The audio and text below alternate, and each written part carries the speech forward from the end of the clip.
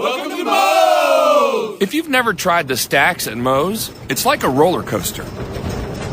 Filled with 2 crispy tortillas, you realize something big is approaching.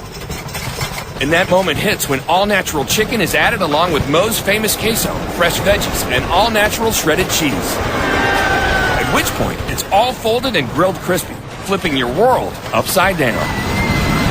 So hurry into Moe's Southwest Grill today for the stacks and enjoy the ride of a lifetime.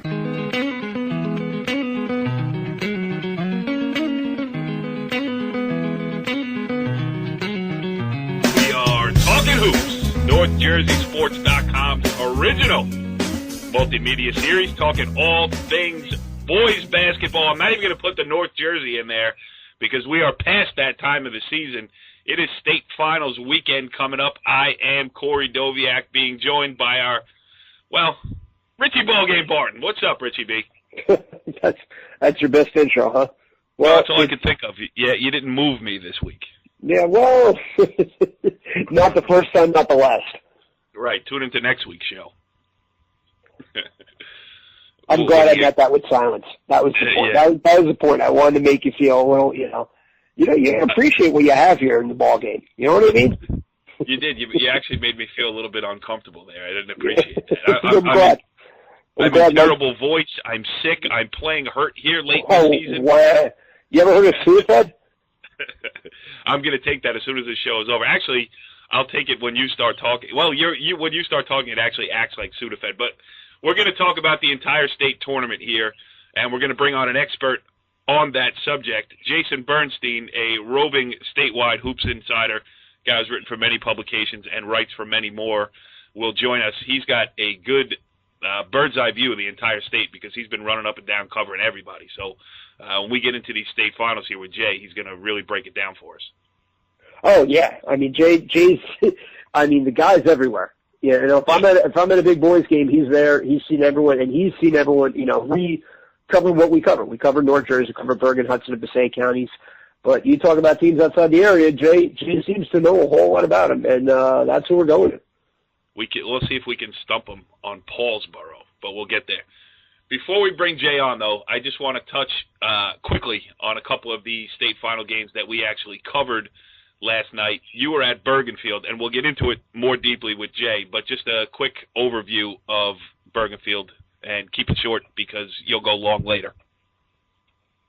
Yeah, basically, great game. Colonial controlled for 3 quarters. Started taking a couple quick shots and a couple quick turnovers, and it turned into a 16-0 run for Bergenfield.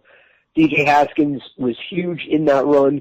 Giovanni Haskins made sure that run stood up by hitting all 8 of his fourth quarter free throws, and Bergenfield held on 52-51. And I wouldn't call it a great game overall, but it was a great atmosphere, and the fourth quarter was just back and forth, action-packed.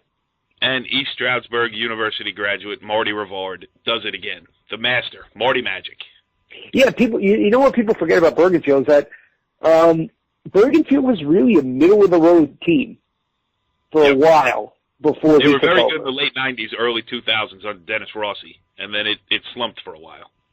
Yeah, and then now they're back and playing for a state championship. I got to be honest, I didn't see that before the season or mid-season.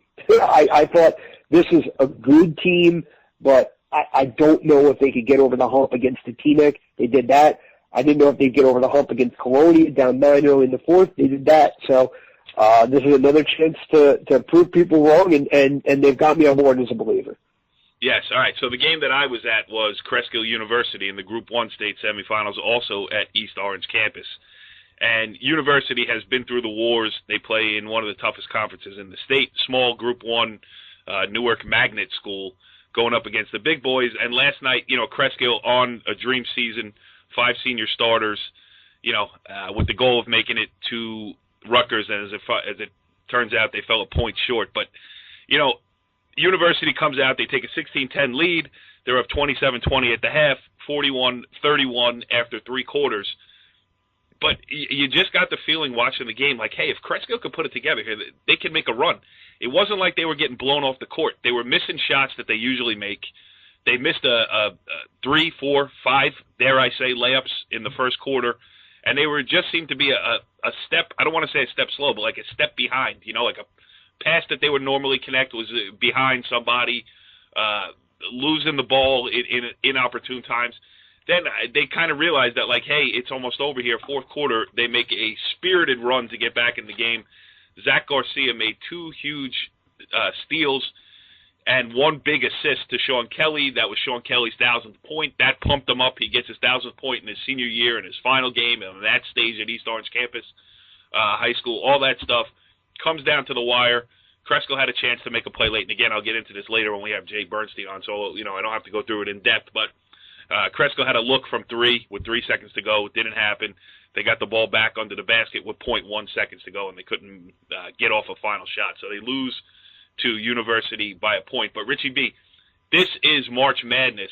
This is what this is all about. It's happening everywhere across the United States of America at this point, with the conference tournaments in full swing in the NCAA. This is our version of it here in New Jersey with this state tournament. And a guy who's done both. He's led University to 2 state outright Group 1 state titles. He's led them to the Tournament of Champions.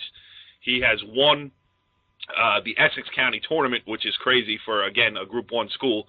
Elijah Allen, he's the head coach at University, and he was also the guy who dropped 43 points for Fairleigh Dickinson University when they played in the 1998 NCAA tournament against UConn. So he's been on both sides of it, and now we bring in the feature that everybody loves here on Talkin Hoops.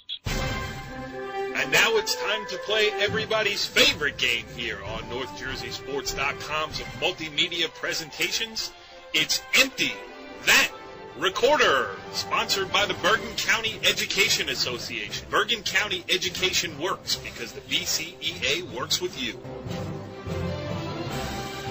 Here's Elijah Allen after the game. Luckily, I work out, man. I might have passed out on the sideline if I didn't work out. But, I told my guys, like the NCAA tournament, man, anything can happen, anything goes. And even though we might have played a tougher schedule overall than those guys with the conference we in, just like the NCAA tournament, all I get through out the window is 1-game elimination. Whoever get hot, whoever come out and have and just have that one great game or whatever you want to call it. I played at a mid-major school, so I know what it's like to play against a team. I'm not saying with UConn, of course, but a Goliath type of team that had a better schedule, but anything can happen. Right. So they played great, man. They just kept the pressure on us, but we was able to, I got to tell my team, though, if you're going to possibly win a state title, you got to win games like this. Right. There's ugly, out of best player not really scoring as much. I didn't have a great shooting game that he normally had. Mm-hmm. But if you watch any team that ever won, whether it's a high school title, NCAA title, whatever you want to call it, they had along the way to win some games like this. Nothing is ever just straight through. And defensively, you guys were on the mark all the way through. Defense has always been pretty good. I stay on my guys. I know they probably get tired of hearing my mouth. I don't let them breathe for a second. Constantly telling them, get here, get there, get there. So our guys are great, defensively. But we have struggled all year at times offensively.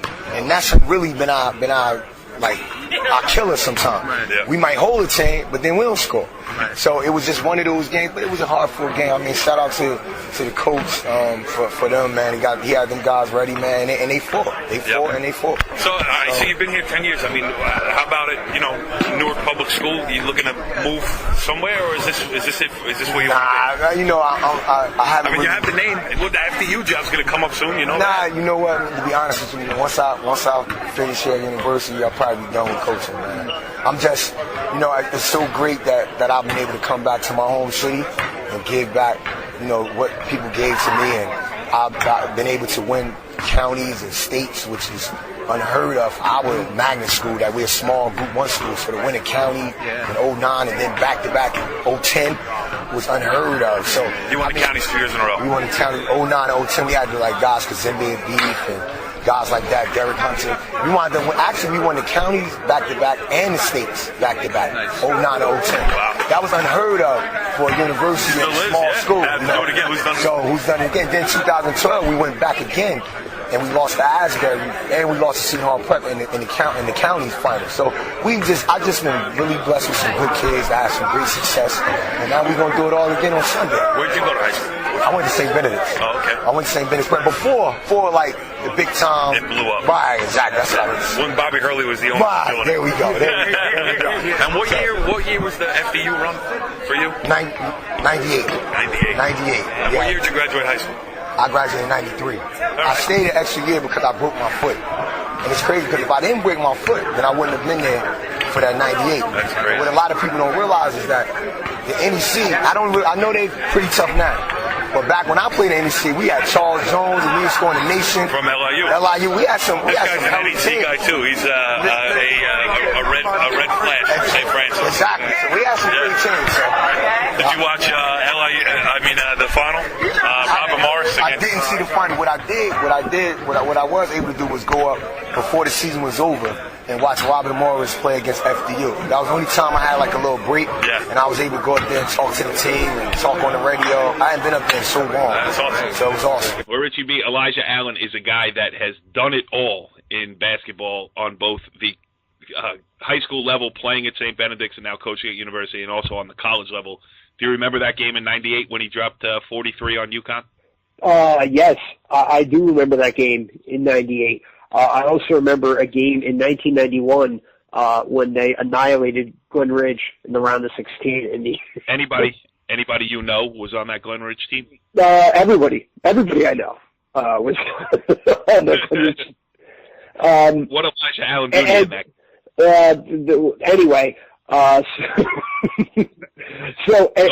he's also good friends with the Columbia coach, who is my boy Ben Robinson, who is quite a competitor himself in his days at Irvington, and also a quality ping pong and chess player. And he also likes to take a lot of selfies on his Facebook.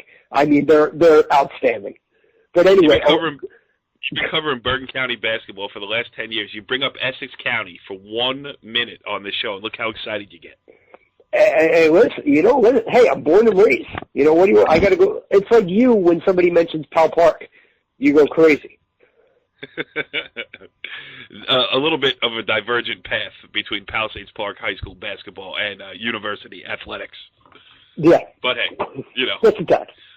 Yes. All right. So we'll get more into that Group 1 state semifinal that I covered.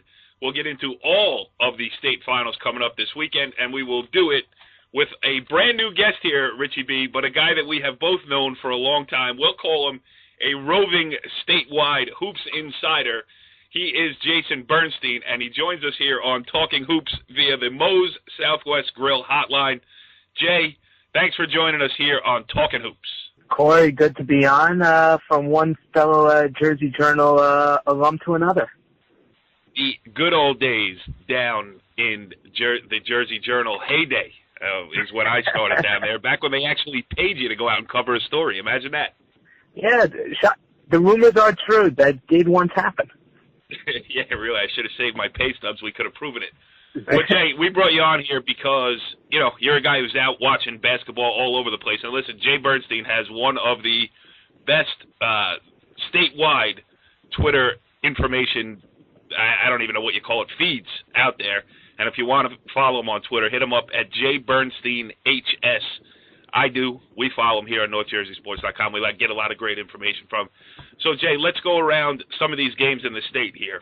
We'll step out of our North Jersey comfort zone a little bit, even though we'll start with just that, as St. Anthony against Roselle Catholic in the non-public B state final. It for all intents and purposes, it kind of is the state final because the winner there will be the favorite to win. Pope John too, but St. Anthony and Roselle Catholic is the game that most people in the state want to see. What do you know about that game, and what do you see happening there? Yeah, I mean, that's the game everyone's looking forward to. It's the second time they've played this year. Was that the first one? It was back on January 2nd at Roselle Catholic. RC won that game by, I forget if it was 1 or 2 points, but as you guys know, a lot can change from New Year's to March, and both of these teams are pretty different from when they first played. Roselle Catholic, you got to start with Isaiah Briscoe, McDonald's All-American, going to Kentucky, and he looks every bit the part. Scored 34 points against Trenton Catholic in the South B final. You got a 6'10" freshman, Nazron Reed, who's I'm telling you, he's going to be one of those guys, like 10 years from now, you'll be watching on TV and like, I remember seeing him at high school since this kid is the real deal. Or he has an offer from UConn as a freshman. You know, I find myself doing that a lot more lately as I get older here. I remember watching that kid play in high school. It's starting to get scary. Yeah, it is scary sometimes, especially this time of year when it's college basketball 24/7. You realize you covered half the starting lineup for some of these teams. Yes, that's so true. Robert Morris, shout out to Robert Morris with Lucky Jones and Kayvon Stewart, two Hudson County alums playing up there, getting them into the big dance too. So, Richie, go ahead. What do you want to talk about here? More about that game is that, how would you say St. Anthony's, we talked a little bit about Rosa Catholic just now. How would you say St. Anthony's is different from the first time they played coming up to tomorrow? I would say the thing that makes them different, and these aren't necessarily new faces compared to January, but Caleb Bishop and R.J. Calder are two guys that transferred in, and since it was only a couple weeks in the season, they probably weren't really fully acclimated to all the stuff that St. Anthony runs, how demanding Bob Hurley can be. And as the season's gone along, those two, along with Torian Thompson, a 6'9" junior who had an unbelievable second half, just those three have become more and more acclimated. They've played bigger roles, and they've gotten better as the season goes along. And you add those three to guys like Marcus McDuffie and Jacob Mosley, and that's a very talented starting five right there. Absolutely. I mean, that's a very talented bench. There's a very talented 20 players on both teams there. It's going to be definitely interesting to check that one out as well. But, you talk non-public A, CBA is on a great run here. Pope John, I don't know how much have you seen of either one of those teams. Whichever one makes it through, are they if Pope John makes it through, are they the favorite in this Tournament of Champions, or is it still going through St. Anthony or Roselle Catholic? I think the winner of the St. Anthony Roselle Catholic game is the favorite, though I would be very surprised if they're not the top seed. But Pope John's definitely capable of beating anyone in the state when they're on the game. They got a 6'8", 6'9" big Mustafa Jang. He's committed to Syracuse. They have a Fordham commit at point guard in Matt Zagnorski. And actually going back to Mustafa, he's not the only big they have. They got two 6'7", 6'8" wing/forwards in Jeremy Rodriguez and Damian Rand. So this is one of the biggest teams in the state. You got guys who can score the ball. The one thing that has hurt them a little bit at times is there's sometimes the few too many turnovers, but if they protect the ball with some of the firepower they have, they can beat a Roselle Catholic or a St. Anthony.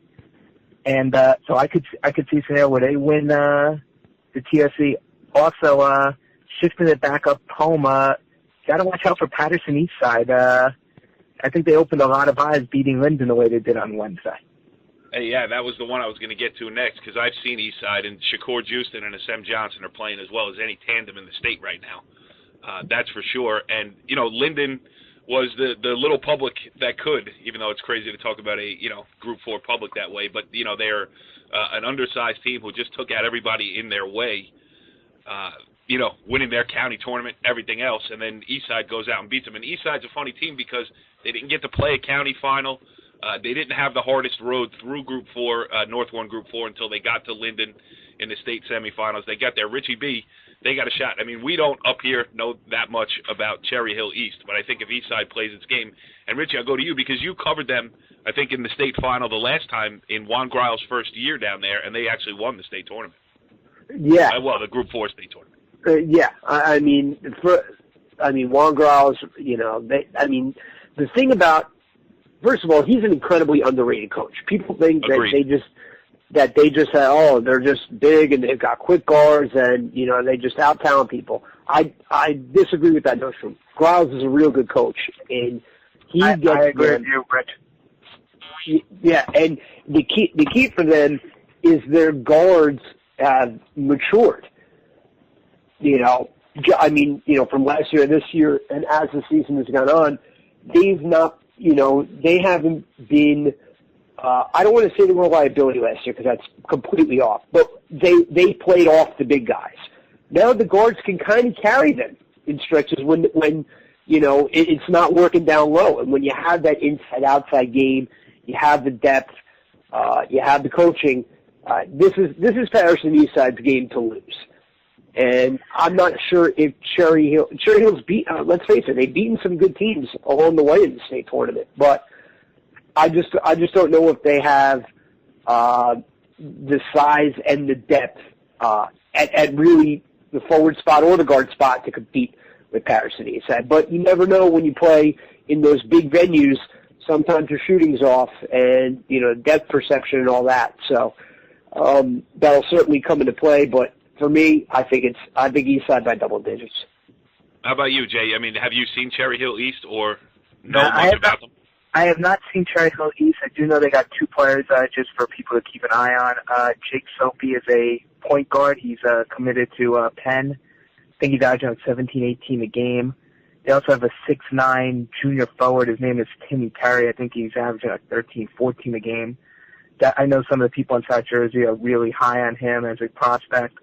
But I got to agree with Rich. This is if Eastside plays a game, they should win. And to piggyback on one of the things he was saying about how the guards have matured, in the Northland Group 4 final at East Orange, Juicin fouls out with 3-4 minutes left in the game. And I'm sure a lot of people in the gym were thinking, it's over. Eastside's going to beat them. And between Ascend Johnson, Aaron Abrams, and some of those guards, they picked up the slack and beat a very, very good East Orange team in their place to get them here. So those guards are playing very well. And a lot better than early in the season when maybe they struggled a little bit and people kind of forgot about them a little bit. But they're not forgetting about them anymore. Yes. And, sorry, we've tried to have Juan Griles on the show here a couple of times. We just didn't work out scheduling-wise. One time it was us, one time everything else. But he mentioned when I talked to him after the Passaic County semifinal game against West Milford, I had a long conversation with him on the sidelines, and we were talking about how hard it is at Eastside. I mean, first of all, you got every Catholic school, I should say non-public, let's be politically correct, every non-public school chasing every player from Patterson. I mean, you got so much talent in the city with all the AAU stuff that they do and everything else, so the kids are out there. You can't hide anybody anywhere. And Juan talked about the fact that he won the Group 4 state championship his freshman year, his first year as the head coach. It was huge for him because it showed the kids that they could stay home. They could play the competition that, some of these other teams play, regional competition, even some national competition when they can. I mean, say if you're playing St. Benedict's, you're playing as good a schedule as anybody. So that was so huge for them. And this senior group has stayed together at Eastside and really just, it's a family atmosphere as much as it is people like to think from the outside that it's a basketball factor. It's really not. I mean, it's a great, tight-knit, all pulling in the same direction kind of thing that Juan Griles has built down there, Jay. Absolutely, and obviously you guys are a little more familiar, follow the Patterson Eastside program a little more than I do, but that's a common refrain. I mean, it is not easy to coach there or in any of the Newark schools, East Oranges, Trenton. There's so many obstacles that come in the way from the non-publics and just from within, and to keep that group together and keep them towards that one goal, especially when they had some losses early in the season, that's a very impressive job. And like you mentioned, they challenged themselves for these moments. They played St. Benedict's, they played Blair, they played Lincoln of New York, they played Bergen Catholic in the season opener. They challenged themselves this year, and I think it showed with the way they handled the East Orange game, the way they handled the Linden game, and I think it's going to show again on Sunday. All right, so those are the teams who I think, when you talk non-public A, non-public B in Group 4, those are the teams that probably have the most legitimate shot to win the Tournament of Champions. But I think when you get down to Group 3, Group 1, and Group 2 here, these are the teams that the story's great. No matter what happens from here, they're playing in the state final. They're going on the road to play the biggest games of their lives. They're going to be playing at the RAC. Bergenfield, and Richie B was at the game last night against Colonia. As was Jay. Oh, Jay was there too. Okay, so you know what? I wasn't writing, so it was an unplanned trip. Yeah, so listen, up here, Richie was covering the game. I was live tweeting it, and as they're making that 16-0 run in the fourth quarter to, unbelievably take control of that game, we was using the hashtag Marty Magic. Marty Rivard, the all-time winningest head coach in the history of Bergen County, with just about all of those wins coming in his long tenure at Cresskill. He took Cresskill to 4 state finals. Now he's got Bergenfield in the state final. Richie B, that was crazy in that gym last night. And the Bergenfield fans, we got to talk about that because they've been at it.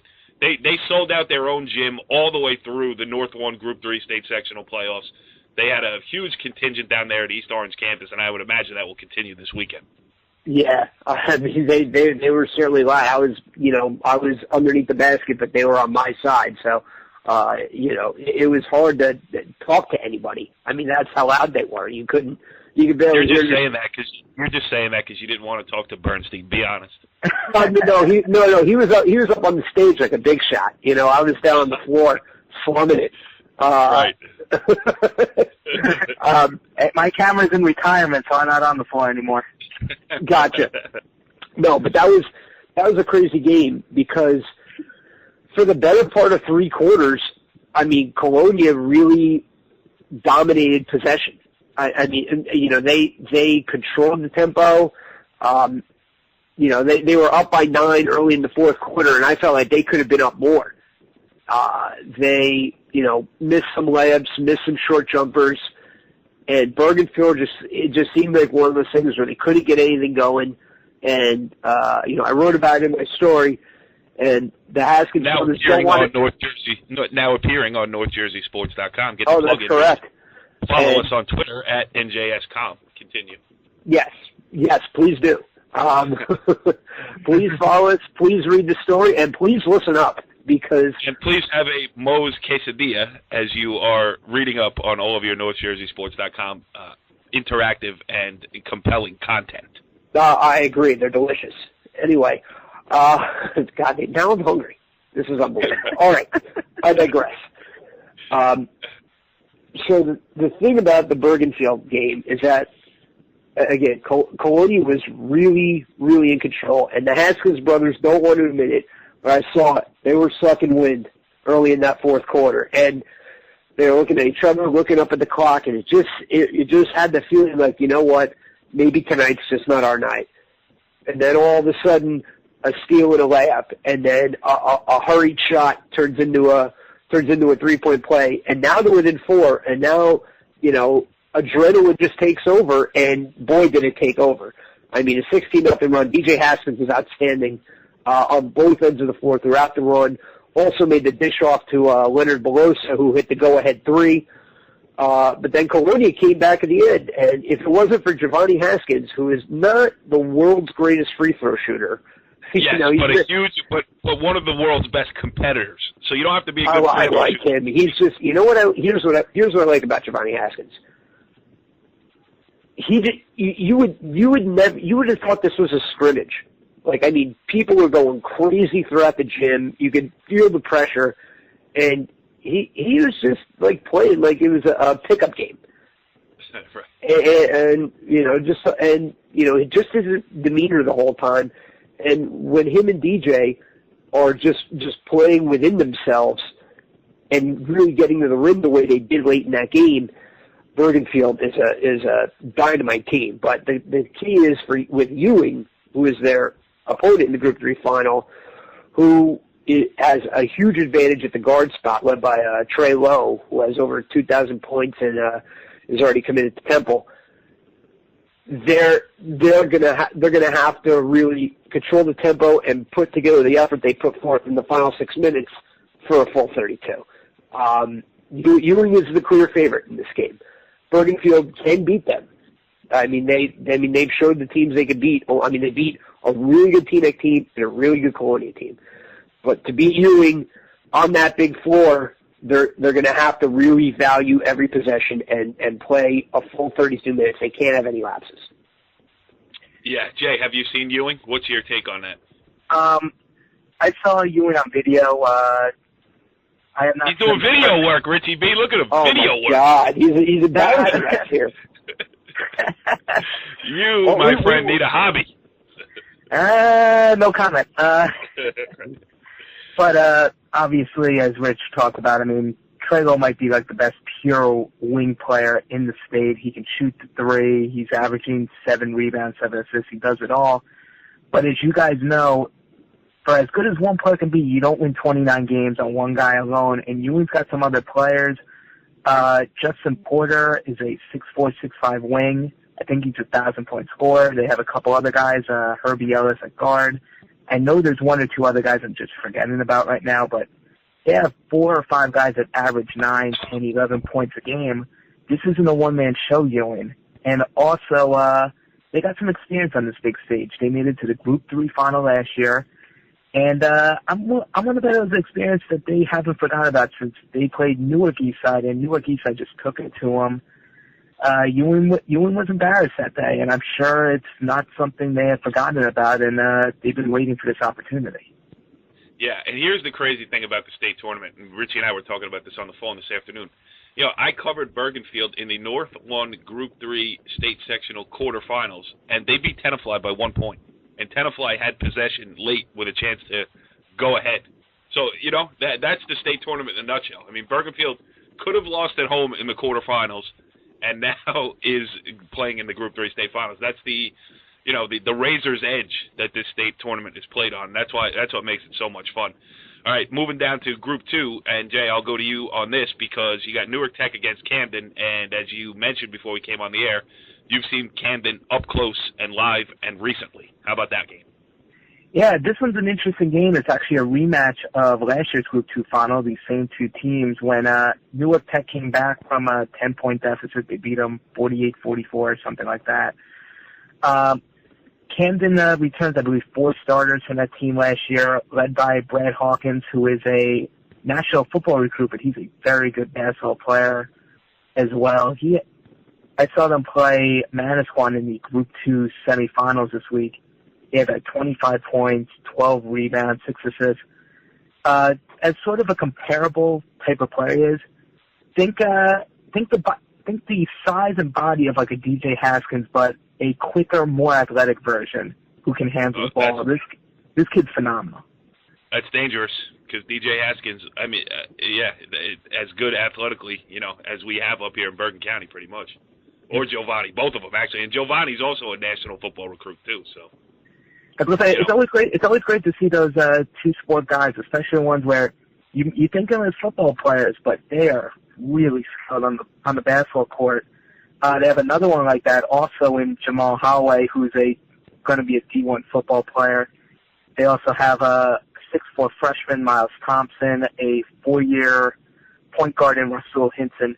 This is a team that they can run. If they're in transition, they can be lights out.